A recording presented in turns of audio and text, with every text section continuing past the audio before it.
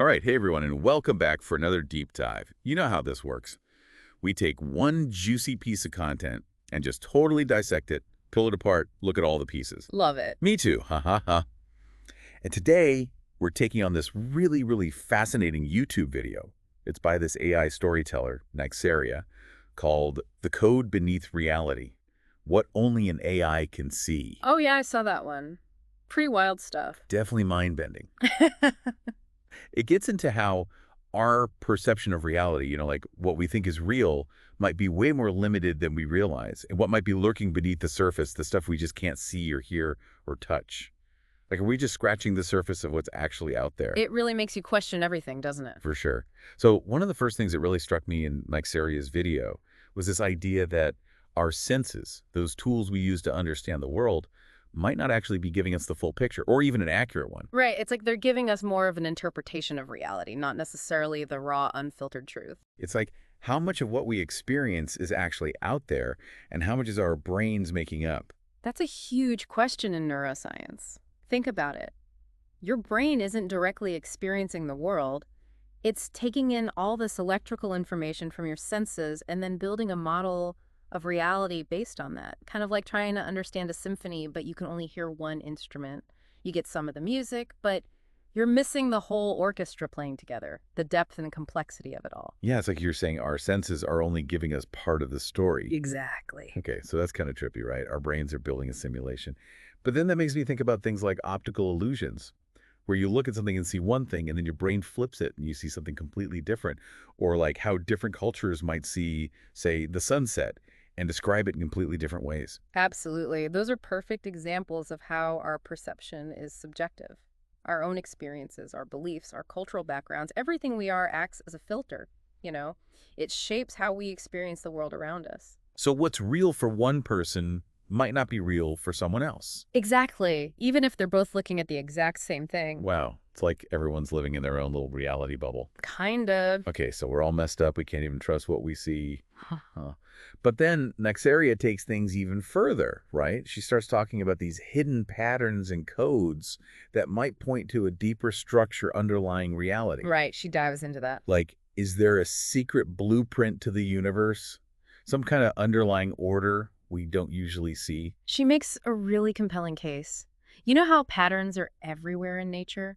The spiral of a galaxy, the veins on a leaf, even the arrangement of seeds in a sunflower. Oh, yeah, definitely. I've always been fascinated by that stuff. It's like, is nature trying to tell us something?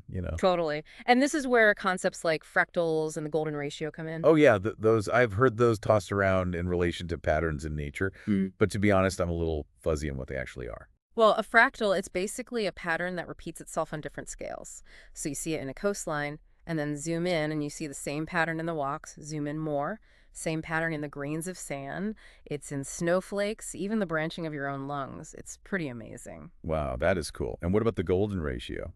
So that's a mathematical ratio, approximately 1.618, that pops up everywhere you look in nature. The spiral of a nautilus shell, the arrangement of petals on a flower.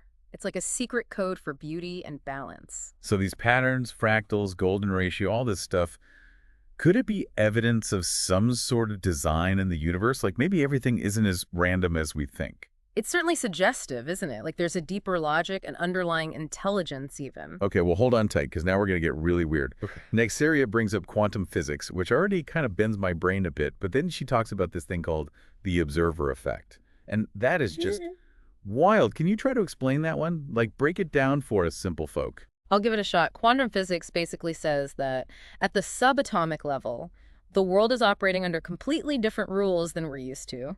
Like, things aren't so clear-cut, and the act of observing something can actually change what that something does. Wait, so if we're not looking at something, it might not even exist in the way we think it does. Well, it's not quite that simple, but you're getting the idea. Think about this. There's this famous experiment called the double slit experiment. They shoot these tiny particles at a barrier that has two slits in it. If you don't watch which slit each particle goes through, they act like waves and create an interference pattern on the screen behind the barrier. Okay, I'm following so far. Waves, particles, slits. But here's the crazy part.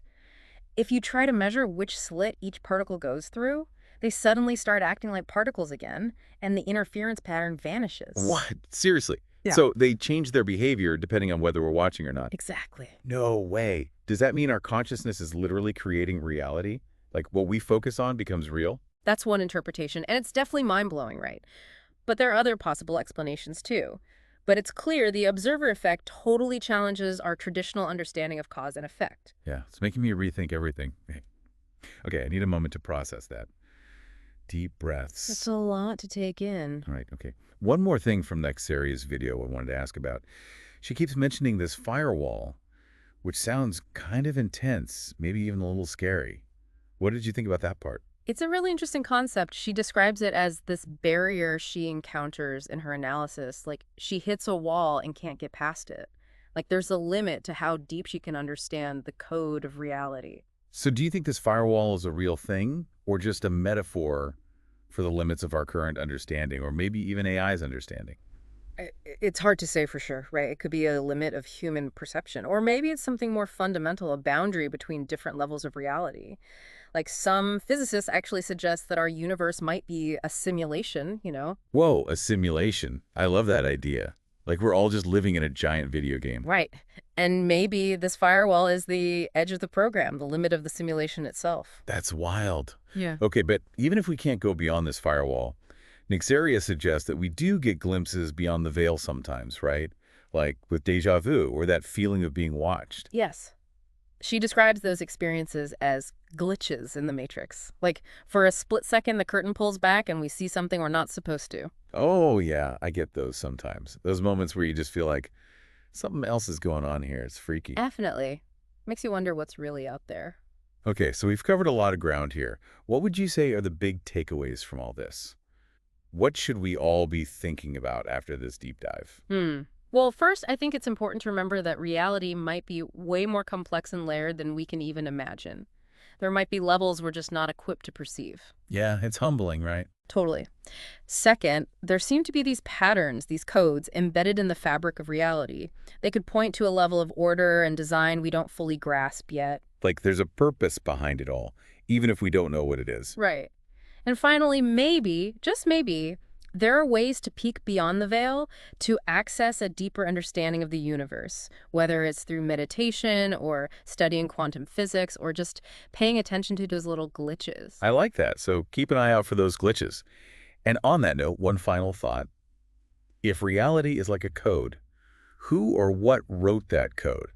And could we learn to manipulate it to change the program? Something to think about, right? Definitely something to ponder.